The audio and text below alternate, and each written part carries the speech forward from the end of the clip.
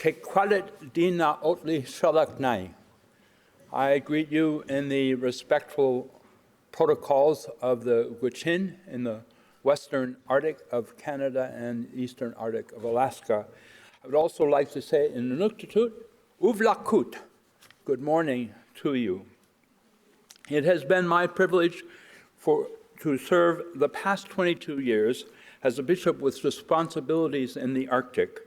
For 10 years, I served as the Bishop of Alaska for the Episcopal Church, and for the past 12 years, I have served as the National Indigenous Bishop for the Anglican Church of Canada, with a relationship to 225 churches and 65,000 Indigenous Anglicans, First Nations, Inuit, and Métis. Indigenous elders created and called for the position of a National Indigenous Bishop. They said that one of the primary duties of this work was to be a bishop for the environment, more specifically, to speak for and from the living relationship between Indigenous peoples and the land. It is in pursuit of that call that I am here with you today. I would like to give honor to Indigenous elders, acknowledging especially the women elders who have shared their love, wisdom, and compassion to me throughout my life. This is especially true in my life as a priest and later as a bishop. It is they who have given me the spiritual foundation to understand our time in creation and history. They are the ones who yet today are pointing the way towards human and ecological wholeness. If I am successful in illuminating one aspect of this reality we are considering, they deserve the credit. If I am unsuccessful, it is mine to own. My relatives, you can see the future from the Arctic. A bit blurry perhaps, but more clearly than just about any place on our planet. In the language of my faith tradition, it is a prophetic place. It reveals a present reality, perhaps hidden from some eyes, that is threatening the well-being and future of both our children and our planet. At the same time, this prophetic place points towards a future, both a future to be embraced and a future to be shunned. It is blurry, but you can see that our planet is going to go in one of two ways. Both ways can be seen from the Arctic with awful and awesome clarity. This moment reveals the critical and essential nature of Indigenous life to our common future. The living relationship of Indigenous peoples to the land means that they are uniquely threatened by the misuse of the land. This is often hard to see by peoples and cultures that have lost sense of the living relationship of all life to the land. Without the understanding of the interrelationship of all life to all of the rest of creation and the land, political, economic, and military power is dangerous and bound to be misused. Indigenous peoples, their stories, and their culture stand in prophetic contrast to a way of life that has lost its connection to the land. They point towards a different understanding and a different way of life for all. Indigenous sovereignty and guardianship over their lands is a necessary component of a livable future for the Arctic. It also has important implications for the rest of the planet. The issues that have arisen in the Arctic over development and resource extraction must be solved by the principles of free, prior, and informed consent articulated in the UN Declaration on the Rights of Indigenous Peoples. Approximately a quarter of the world's usable lands are under the guardianship of Indigenous peoples. The guardianship of Indigenous peoples over these lands is important to their well-being and is critical to the well-being of the planet. Keeping these lands under the sustainable ecological governance that is a part of Indigenous life preserves them for the entire ecosphere. The principles and wisdom that are used in the Arctic will play a role in whether or not this global reality, whose preservation is vital to the survival of all, is respected and protected. The principles that will establish a major portion of the world's future are being discussed in the Arctic right now. Religious communities, both in and beyond the Arctic, have a unique and special role to play in this prophetic place and in the unfolding of our planet's future. Most importantly, they must articulate in word and action the principles of justice and ecological wholeness that will protect the integrity of Arctic life and provide a livable future for the global community.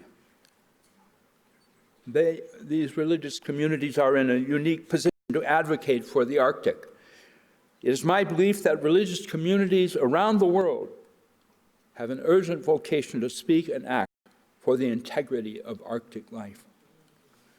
The churches that have been and still are a part of life in the Arctic are also an important component to its contemporary and local well-being.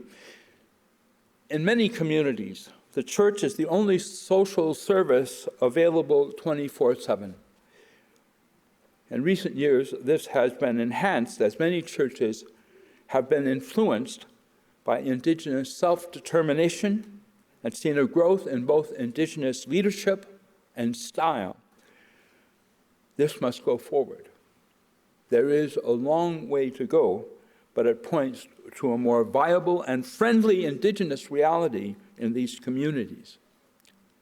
In the aftermath of colonization, Arctic communities face a number of unique and challenging physical and social issues in one of the most severe environments on the planet. Poverty is rampant. Food security is a major issue, made all the more difficult by the way climate change is impacting the subsistence way of life of the peoples of the land. Suicide rates are horrifically high, especially among the youth. Drug and alcohol abuse remains a chronic problem, and domestic violence is an element of great trauma for many homes and people. Religious communities can help address these issues, but must be mindful of their political and ecological context. The social issues of the Arctic are a direct consequence of colonization. They are impacted and exacerbated by climate change.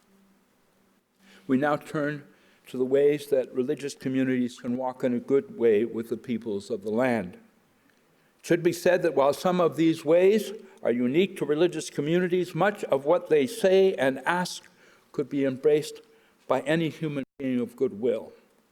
The Arctic calls us all to walk in prophecy and justice. Religious communities must walk with the peoples and upon the land with humility. The involvement of religious communities in the life of the Arctic is not without its problems. Because of the legacies of the past, religious communities have been instrumental in some of the harmful aspects of colonization. At times, acting as a cheerleader and guide to colonization, religious communities have participated in damage to culture, lifestyle, and the land.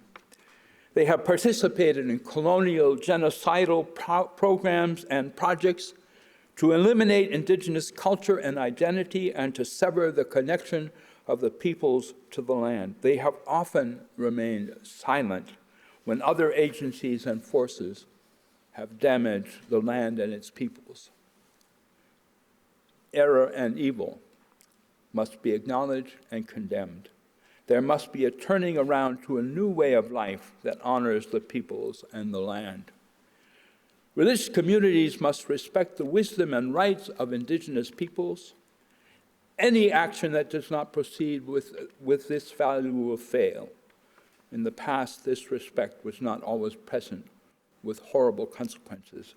Today, religious communities must not only respect Indigenous peoples in their own right, they must know that their wisdom must be treasured. Indigenous faith communities can use the wisdom within their own stories and teachings. Religious communities, local or outside, must be willing to submit to the guidance and governance of Indigenous people. To walk with Indigenous peoples means that religious communities that have been part of Arctic life must commit themselves to stand with Indigenous peoples and support their human rights. They must be willing to suffer with Indigenous peoples, for the full recognition of Indigenous authority within the Arctic is a problem for many who now look to profit from the Arctic. Finally, religious communities must be willing to be converted.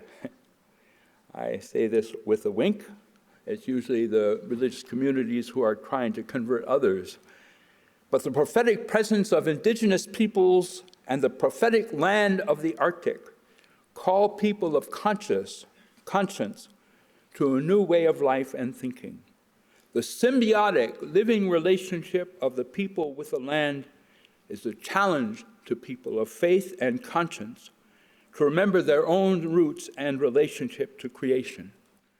In recent years, almost all religions have shown some evidence of this process, but these urgent times call for a dedication of heart, mind, and body that is more than just a helpful program in a busy religious agenda.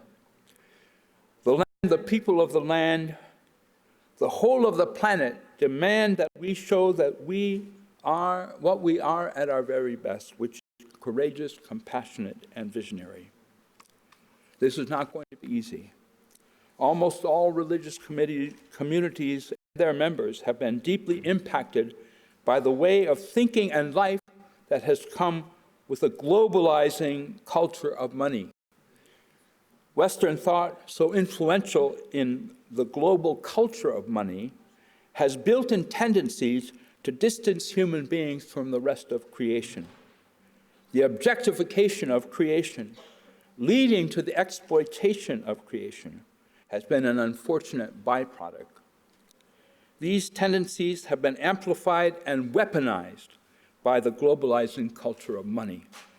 The poor, the people of the land, and the land itself have been the victims of this way of thought and life.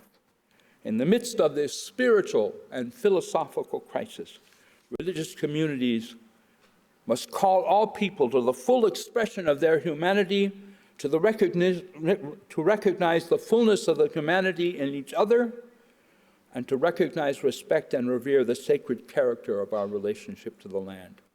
It is essential that we place our economic systems within a comprehensive moral framework. The conversion I am speaking of, inevitable if we understand the gravity of our situation, is a prelude to work, but is also a prelude to joy. We will discover things that are precious if we come out of our hypnotism by the gods of this age and its worldwide culture of money. In this new life, the Arctic will appear not as the ultimate margin of civilization, nor as an emerging center of profit, but as the center point of a renewed humanity. Religious communities are invited to enter this new world, seen in the prophetic door presented in the Arctic and its peoples. There is no doubt that if they enter in, it will be a new day for all of humanity and our planet. Masicho Deku, thank you very much.